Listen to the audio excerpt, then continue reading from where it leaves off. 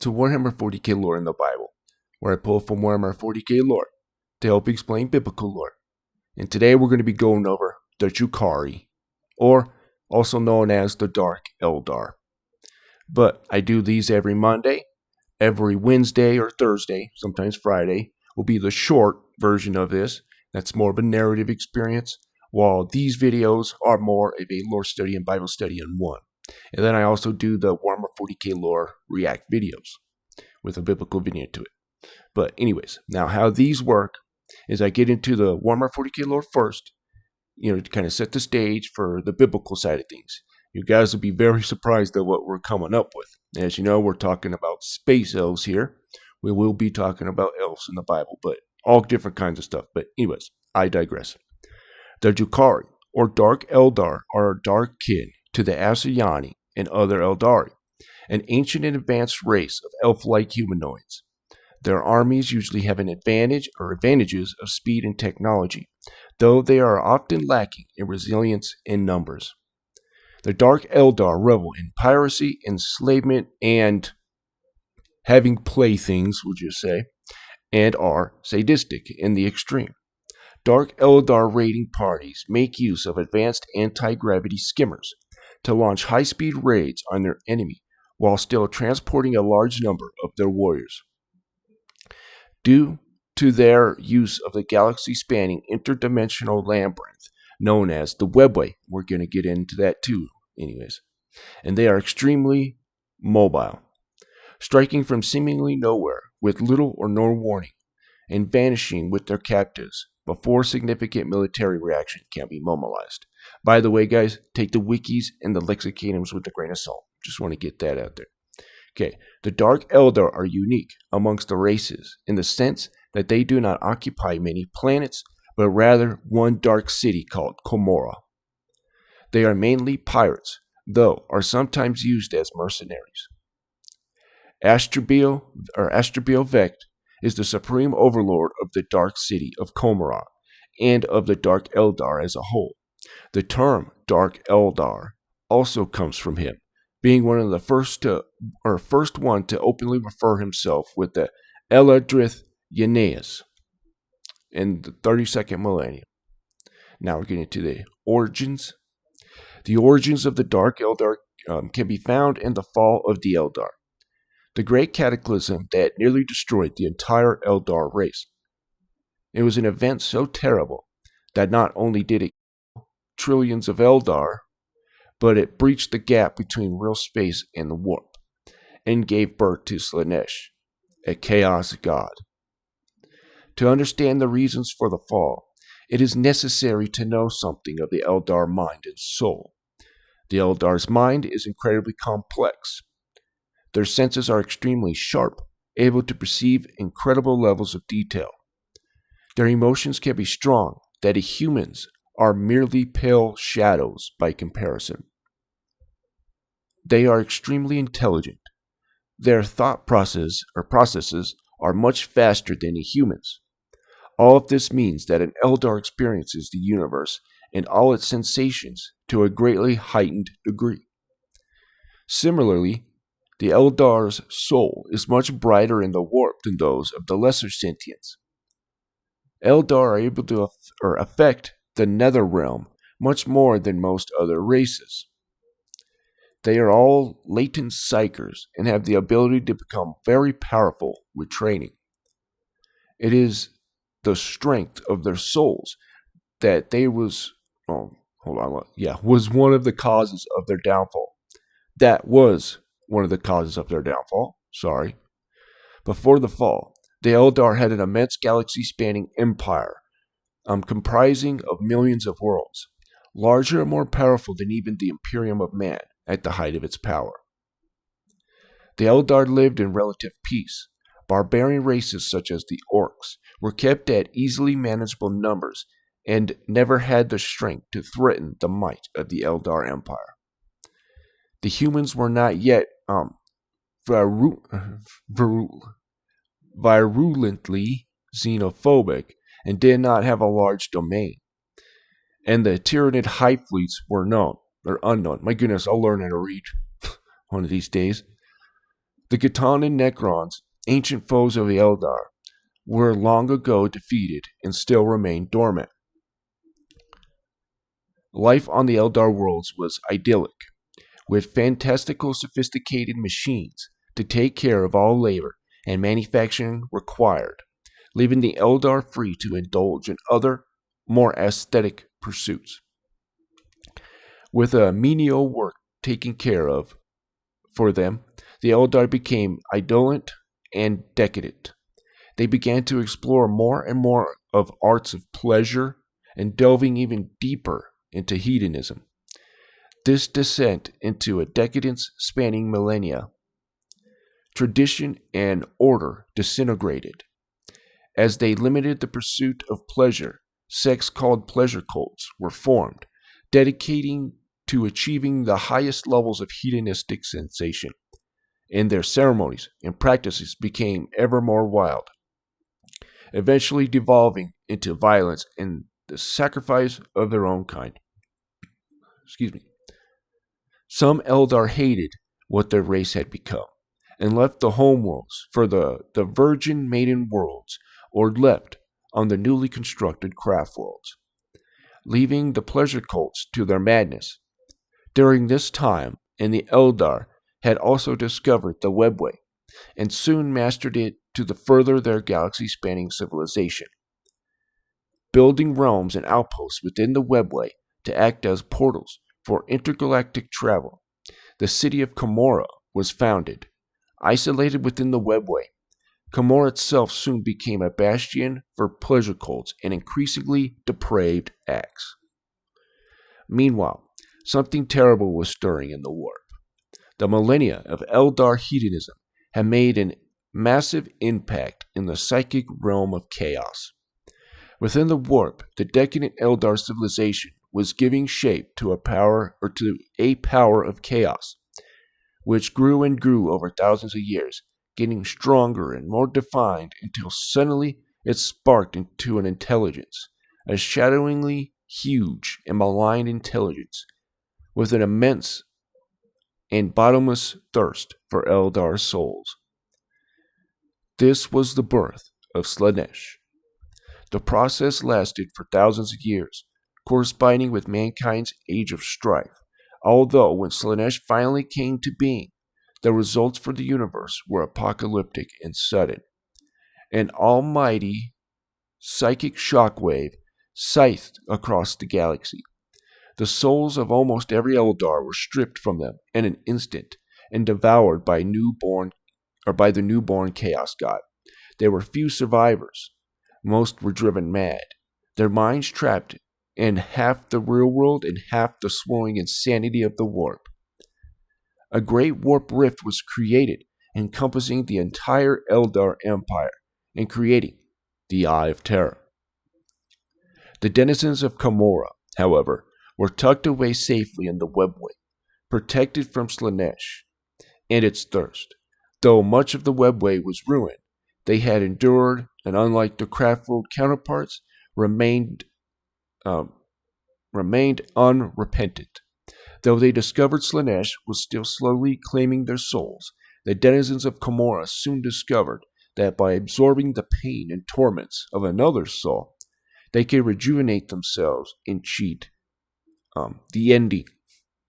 Assuming they could feed regularly, the Eldar of the webway had become physically immune to the passage of time. Soon, the Eldar of the webway began raiding real space in search of captives and slaves to rejuvenate themselves with.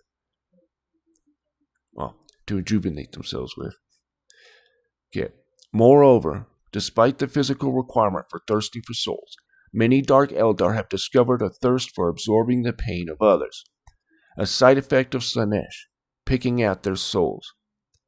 And so it was the Dark Eldar were born, a race of sadistic enderers who feed upon the anguish of others to prevent the death of their immortal souls. And to this city of horrors rose the ruthless Astrobale Vect, who has purged his rivals and ruled Camorra as its undisputed overlord for a millennia.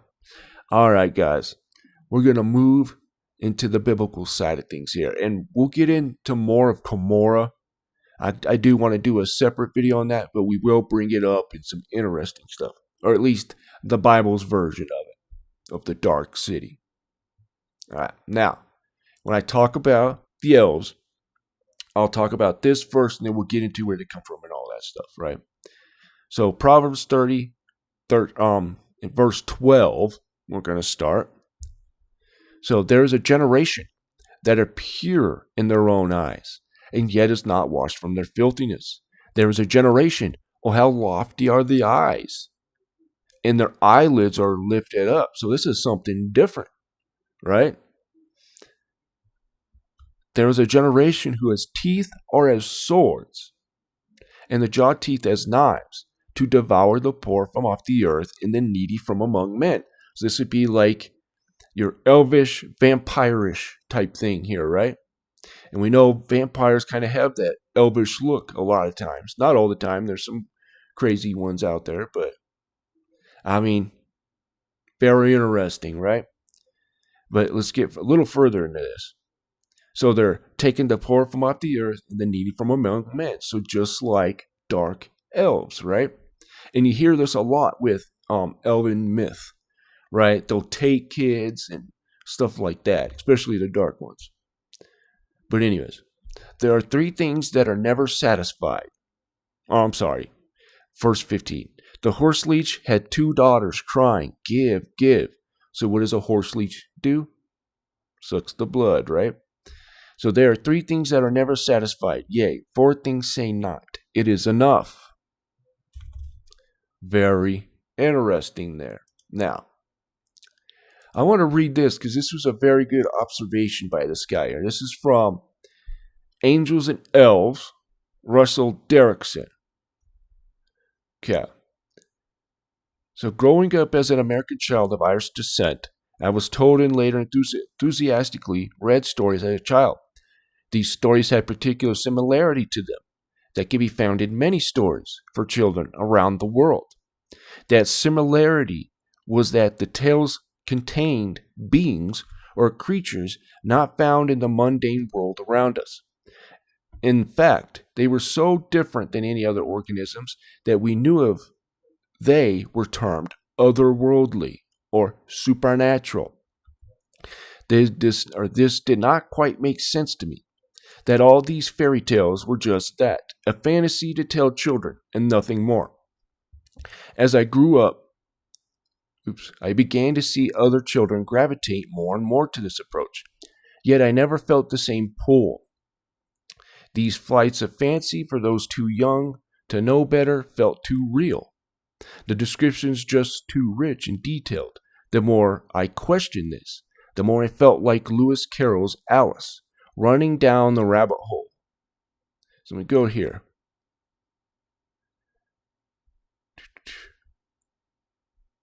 So the contradicting nature of this I'm sorry, I should probably read that part. What am I doing? See. So the thing that most confused me about these beings, whatever they may be called, were the sources they came from.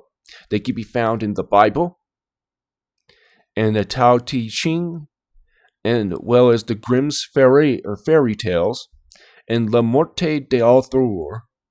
While I wish to believe that these sources were entirely credible when pertaining to things such as the kinship of English royalty, thus giving them sovereignty, to the salvation of the mortal soul, I was not to believe the credibility of the descriptions of these beings, despite being found in those very same texts. The contradictory nature of this task became very difficult for me. I found myself again and again in life coming back to how certain things can be accepted, yet others cannot. Eventually, I came to the point where I had to decide that I was not able to accept these conclusions, that the source can be credible for some of the most important and personal parts of our lives, while telling us things that were nothing more than fancies to make children smile, was no longer an acceptable way of understanding the world to me. So I decided to go with the old adage, seeing is believing, as it is clear that no archaeological evidence or any scientific evidence has yet been brought forward. I had to spend many years looking into the source materials of the stories themselves, and what I found astonished me. From a Buddhist monk in Tibet before the Chinese invasion, to the Quran, to the folklore of early China, to the Greeks, the Israelites and the Mayas, the Egyptians, and nearly every other culture on our planet all gave descriptions of supernatural beings. What was more astonishing still is that the description of these beings can be incredibly similar. So similar that it makes it much harder to believe in the descriptions are not done by the same author. The trouble with that is that all these books and tales came from all over the world and from all points and views. Now, why do we get stuff in different languages? We get the same God pretty much, Marduk, Baal, Zeus, all the same story, right? The lightning or the storm god, sorry, and all that. Well, Genesis 11:7. So this is the Tower of Babel story, right? So, and the Lord came down to see the city and the tower, Genesis 11, starting in verse 6, my bad, and have behold, the people's one, and they have all one language. This is a hive mind, right? Jesus here, let me bring this up. This is why God wants individuality. So, let's see how the demonic kingdom works here.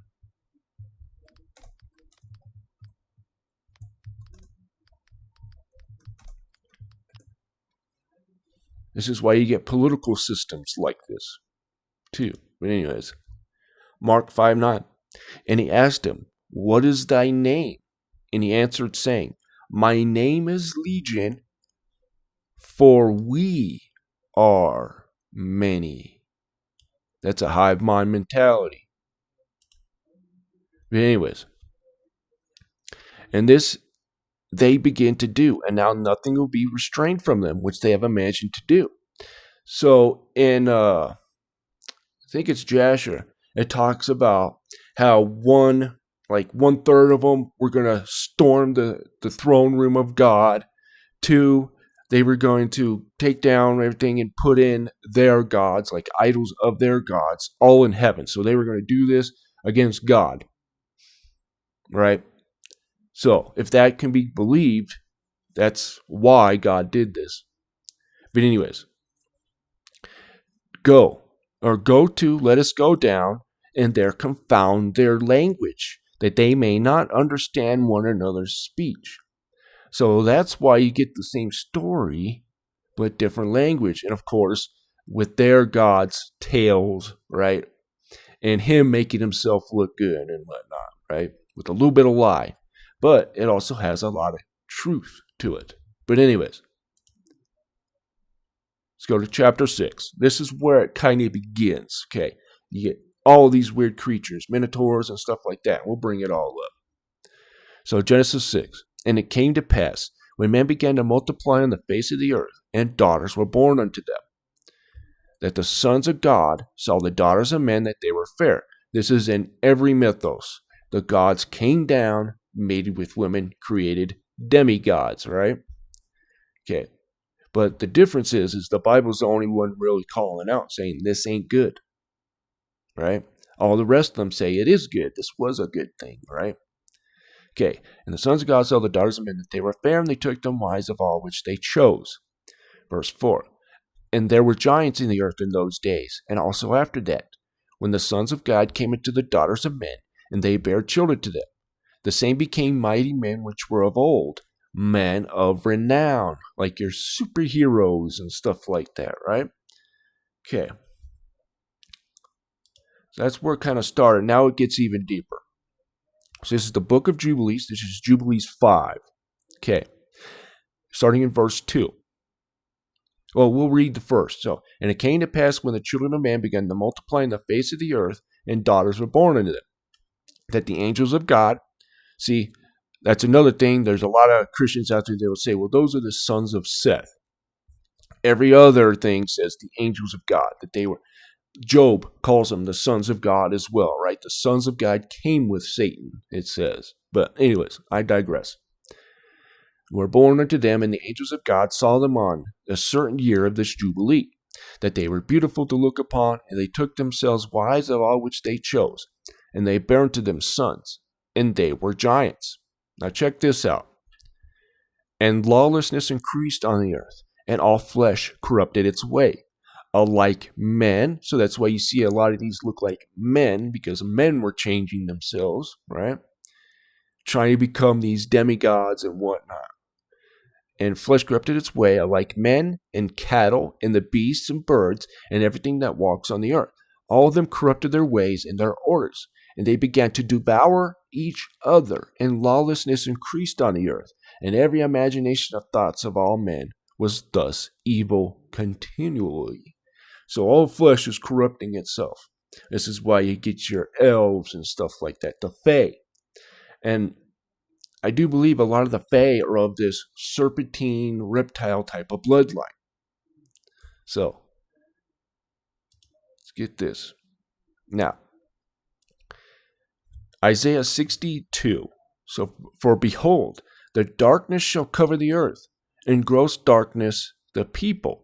But the Lord shall arise upon thee, and his glory shall be seen upon thee. Did I bring it up?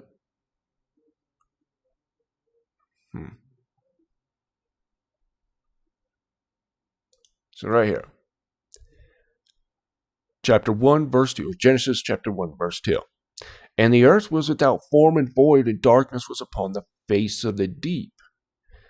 So this darkness is actually taking over this person, this deep. So the deep is an actual entity. I should probably bring that up.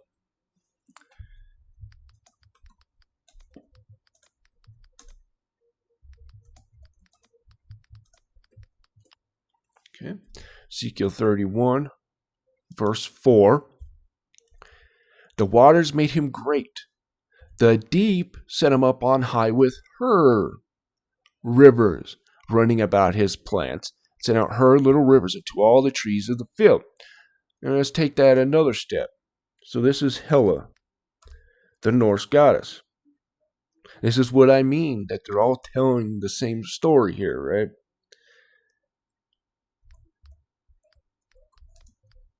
Because half her face is darkened. And you'll see here. And darkness was upon the face of the deep. Darkness was upon the face of the deep. Starting to see a pattern here. Very interesting. And then it even says, in Revelation that, well, I won't say it because YouTube will ding me on that. But anyways. So, we got that. Okay. I'll bring that up here in a little bit. So we see this darkness. I want to bring this up. Now, this is the book of Adam and Eve. I brought it up many times on here. So I wouldn't take it for truth, but it is interesting because it talks about this darkness came over Satan. I probably didn't do that right. Oh, come on, internet. Sorry, my internet's been very slow.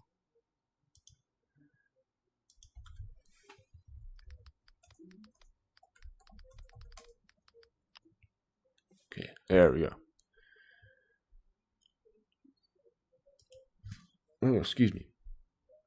Alright, so I gotta find it. I think it's this one. Yes, okay. The fall of Adam and why night and day were created. Now this was interesting here. Oh, Adam. Starting verse 2.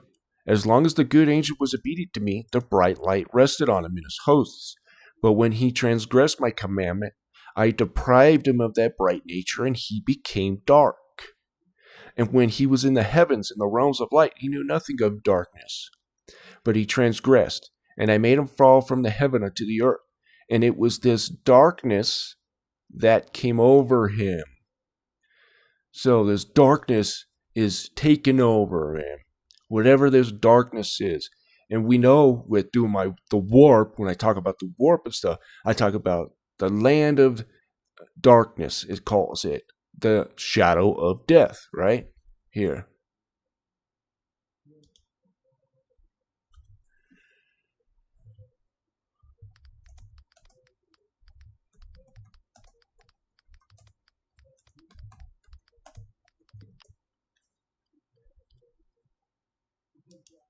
Here. Job 10:22, a land of darkness as darkness itself, and of the shadow of death, without any order or light is as darkness.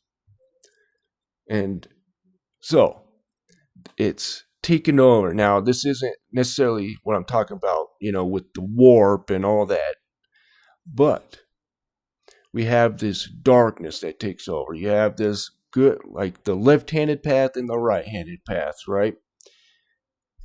And both are the same thing. But anyways, I digress. So, Job 26:5. There's a reason why I'm kind of bringing this all up, okay? So, Job 26:5. Dead things are formed from under the waters, and the inhabitants thereof. So, there's inhabitants under the waters. Very interesting. Now, I'm going to bring this up, and we're going to see that before Jesus came, it looks like Eden was underground. Check this out. So Ezekiel 31:18. So to whom art thou like in thy glory and in greatness among the trees of Eden? Yet shalt thou be brought down with the trees of Eden unto the nether parts of the earth. Thou shalt lie in the midst of the uncircumcised, with them that be slain by the sword. There's this Pharaoh and all his multitude, saith the Lord God. So Eden, down with the trees of Eden into the nether parts of the earth. Very interesting. Now let's see what Enoch has to say. So I'm going to get into this dark city, okay, with this kind of portal system, it seems like. Okay, so, right. And when I went from thence to the middle of the earth, and I saw a blessed place, in which there were trees, with branches abiding, blooming, and of a dismembered tree. And there I saw a holy mountain, and underneath the mountain to the east whereas was a stream, and it flowed towards the south. And I saw towards the east another mountain, higher than this, and between them a deep and narrow ravine. And it also ran a stream in the mountain, or underneath the mountain. And to the west thereof was another mountain lower than the former, of small elevation, and a ravine. And another deep ravine was in the extremities of these three mountains.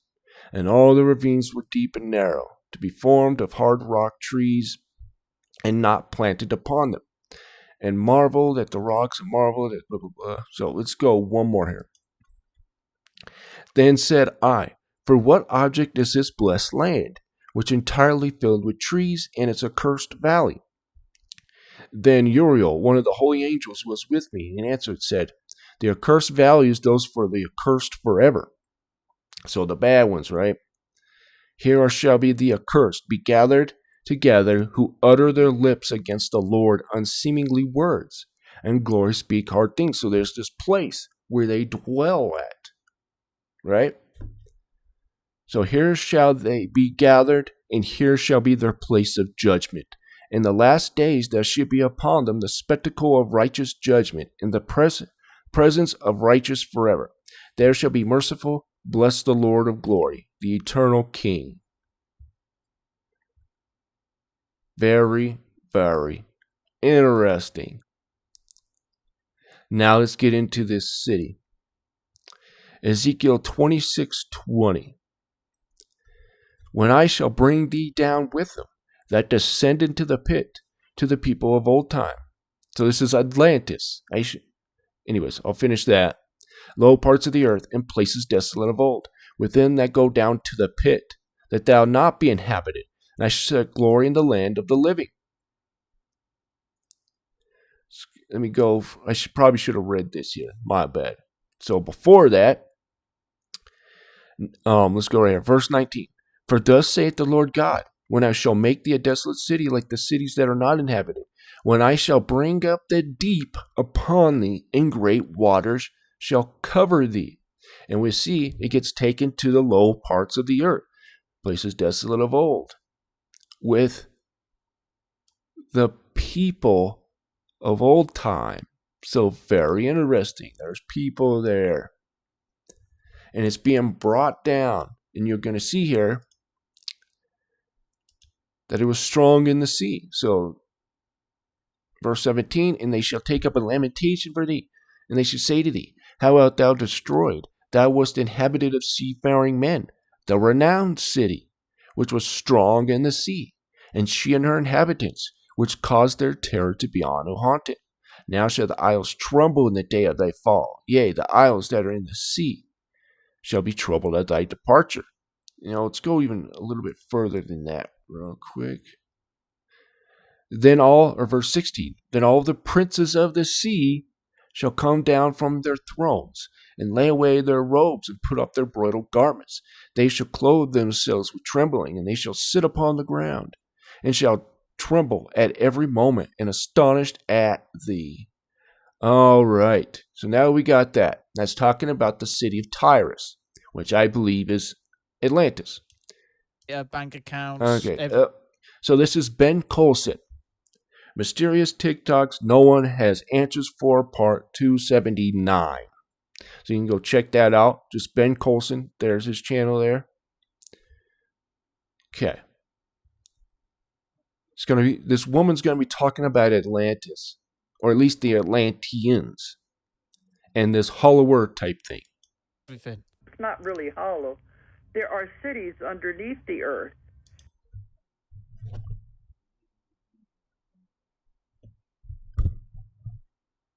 Okay. And they've been down there. The people went down there at the fall of Atlantis. There's a whole city. It's got a sun. It's got water. It's got lakes. It's got animals. It's beautiful, and they're more highly advanced than we are. But that is inside of the earth. And they live thousands of years old, I understand. Oh, it's been down there since Atlantis. The survivors of Atlantis, some of them went in. So did you hear that? The survivors of Atlantis is going into this place here. This hollow earth place. Into the hollow earth. Now, one thing I want to say this, okay? When Jesus was brought back up to heaven after he did his thing, right?